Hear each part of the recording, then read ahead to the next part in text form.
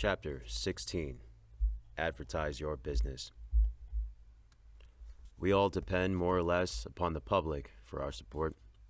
We all trade with the public: lawyers, doctors, shoemakers, artists, blacksmiths, showmen, opera singers, railroad presidents, and college professors.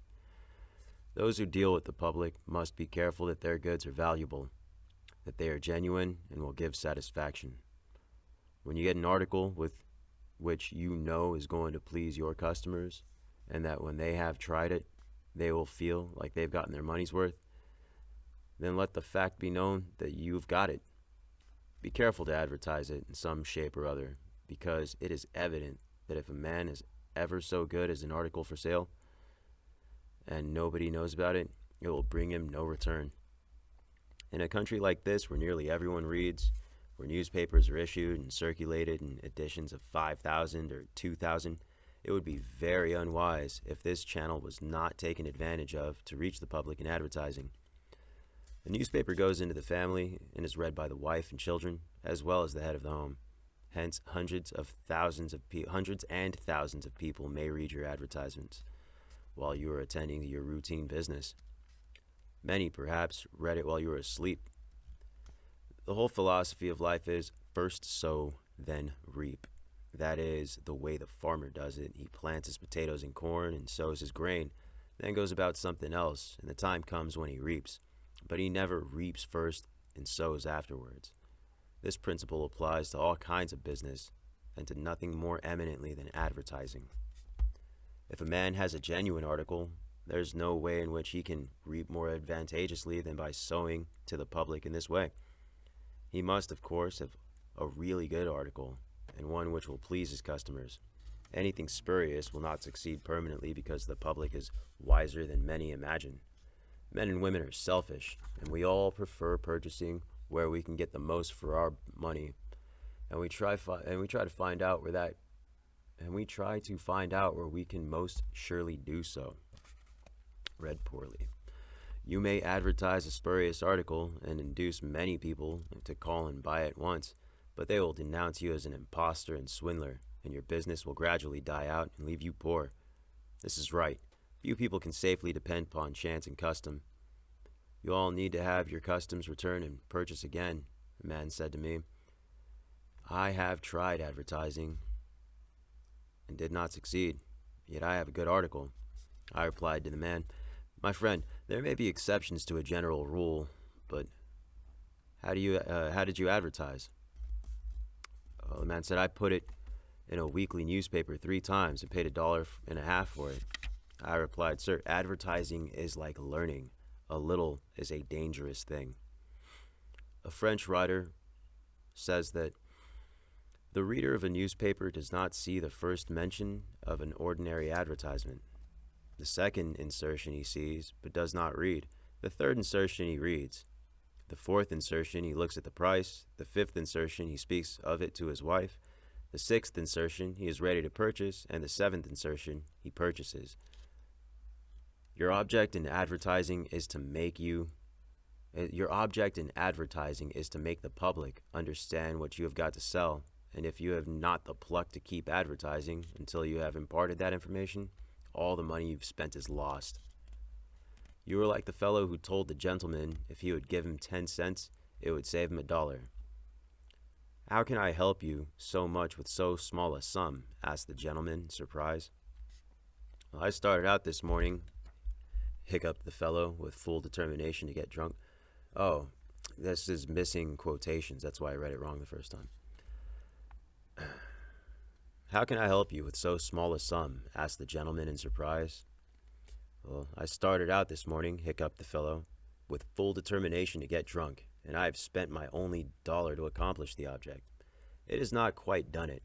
10 cents worth more of whiskey would just do it, and in this manner I should save the $1 I already expended. So a man who advertises at all must keep it up until the public know who and what he is and what his business is, or else the money invested in advertising is lost. Some men have a particular genius for writing a striking advertisement, one that will arrest the attention of the reader at first sight. This fact, of course, gives the advertiser a great advantage. Sometimes a man makes himself popular by a unique sign or a curious display in his window. Recently, I observed a swing sign extending over a sidewalk in front of the store, on which the inscription in plain letters reads, "Do not read the other side." Of course I did, and so did everyone else, and I learned that the man had made an independence by first attracting the public to his business in this way, and then using his customers well afterwards. Jenin the Hatter bought the first Jenny Line ticket at auction for $225 because he knew it would be a good advertisement for him. "Who's the bidder?" said the auctioneer as he knocked down that ticket at Castle Garden. "Jenin the Hatter," was the response. Here there were thousands of people from Fifth Avenue and from distant cities in the highest stations of life. "Who is Jenin the Hatter?" they exclaimed. They had never heard of him before.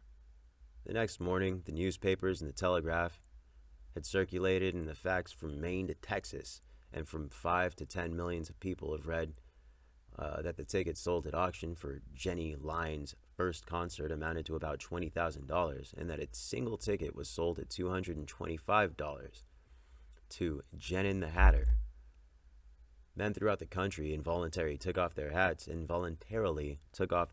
see if they had a Jenin hat in their heads. At a town in Iowa, it was found that in the crowd around the post office, there was one man who had a Jenin hat, and he showed it in triumph, although it was worn out and not worth 2 cents.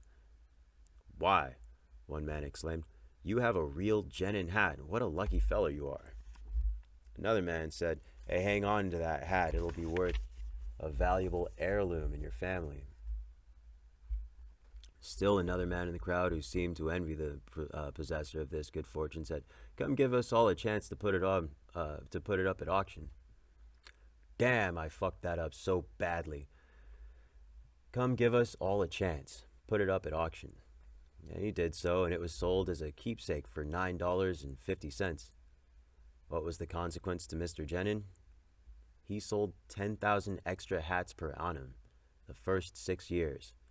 9/10 of the purchase bought of him, probably out of curiosity, and many of them, finding that he gave them an equivalent for their money, became his regular customers.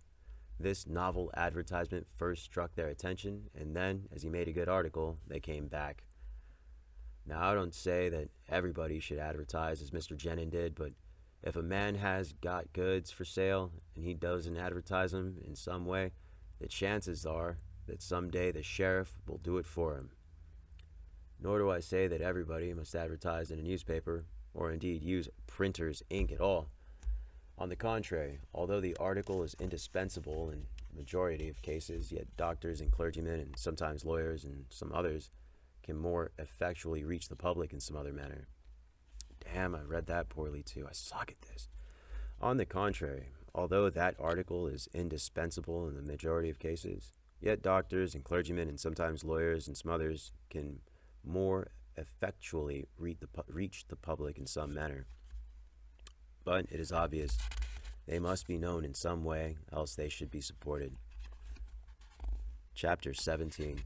Be polite and kind to your customers. Politeness and civility are the best capital ever invested in business. Large stores, gilt signs, flaming advertisements will all prove unavailing if you or your employees treat your patrons abruptly. The truth is, the more kind and liberal a man is, the more generous will be the patronage bestowed upon him. Like begets like. The man who gives the greatest amount of goods for a corresponding quality for the least sum is reserving for himself a profit, will generally succeed best in the long run. This brings us to the golden rule: as ye would that men should do to you, do ye also to them, and they will do better by you than if you always treated them as if you wanted to get the most you could out of them for the least return. Men who drive sharp bargains with their customers, acting as if they never expected to see them again, will not be mistaken. They will never see them again as customers. People don't like to pay and get kicked also. One of the ushers in my museum once told me he intended to whip a man who was in the lecture room as soon as he came out. "What for?" I inquired. "Because he said I was no gentleman," replied the usher. Never mind, I replied. He pays for that, and you will not convince him you are a gentleman by whipping him. I cannot afford to lose such a customer. If you whip him, he will never visit the museum again, and you will induce friends to go with him to other places of amusement instead of this, and thus, you see, I should be a serious loser. But he insulted me, muttered the usher. Exactly, I replied. And if he owned the museum, and you had paid him for the privilege of visiting it, and he had then insulted you, there might be some reason in your resenting it. But in this instance, he is the man who pays, while we receive, and you must, therefore, put up with his bad manners. My usher laughingly remarked that this was undoubtedly the true policy, but he added that he should not object to an increase of salary if he was expected to be abused in order to promote my interest.